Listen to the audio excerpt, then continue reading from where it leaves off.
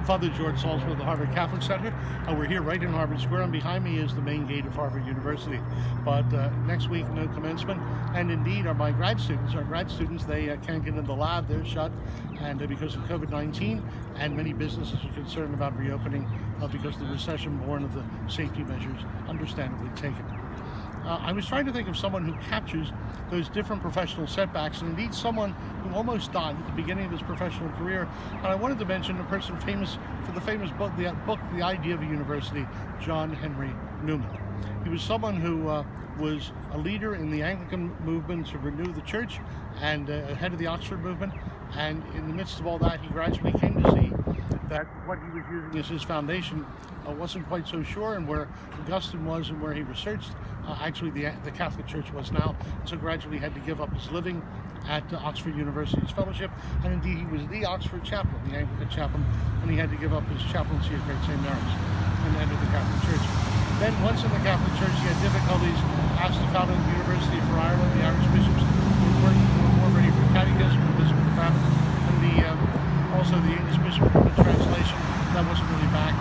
And then all of his work that he'd done in research of the Fathers led to this famous book now on the development of doctrine, but the church wasn't ready for it. And you ask, well, how could the Catholic Church not be ready for that which got him into the Catholic Church? And the answer is very simple. He was a century ahead of his time. He's captured the famous distinction between an expert and a genius. An expert is someone who can always hit the target. A genius is someone who can hit a target no one else can see. And he was the latter, John Henry Newman. He therefore took a while to be acknowledged. He was toward the end of his life. But back at the beginning, there was this matter where they were on vacation in Italy. They stayed in Sicily, the others left, he stayed there enjoying it, and then he was hit with several diseases, each of which should have been fatal. He gradually recovered, and then his servant found him in tears. And why? And he said, well, because I have a great work to do, which indeed the rest of his life was monumental. But he tried to find a ship home. He was despairing of that. He finally got a boat home, and it was an orange boat that went by way of that strait between Sardinia and Corsica. Every time they mentioned this famous poem where he resolved the difficulties of his life and what he had to face in order to trust in God. It's always mentioned that it was become in the Straits of Bonifacio in 1833. And that's the poem, Lead Kindly Light. Lead kindly light amid the encircling gloom. Lead thou me on. The night is dark and I am far from home. Lead thou me on. Keep thou my feet. I do not ask to see the distant scene. One step enough for me. It was not ever thus, nor prayed that thou shouldst lead me on. I love to choose and see my path, but now lead thou me on.